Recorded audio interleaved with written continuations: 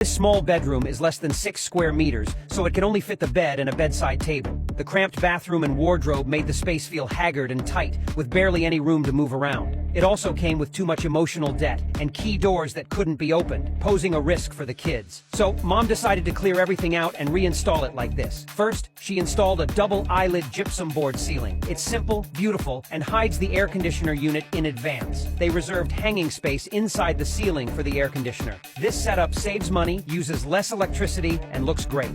Along the wall, there are rows of large wardrobes with sliding doors. The top section has a cross design to store pillows and thick quilts. The middle section is for sitting and hanging clothes, making it easy to choose clothes at a glance. The sliding doors save space. By the window, she used galvanized square steel for shelving and covered it with eco-friendly wood veneer. The countertop extends to the windowsill, creating a natural learning space with a great view. She made a bookshelf in the corner for all the study materials and a symmetrical bookshelf on the opposite side, perfect for bedtime reading. Paired with ceiling sensors, it creates a child-friendly learning environment, making studying easier and more enjoyable. She used a galvanized steel frame for the bed, making it sturdy and space-saving with several support pillars. The frame is covered with eco-friendly wood veneer and a professional rib rack that's breathable and non-repellent. Adding a soft mattress on top makes it a comfy bed. The soft package against the wall ensures good sleep quality. Wooden moldings were added, and a hole was dug in a non-load-bearing wall to create storage space and a book display area. This can also function as a bedside table, making it convenient to charge a mobile phone and watch videos.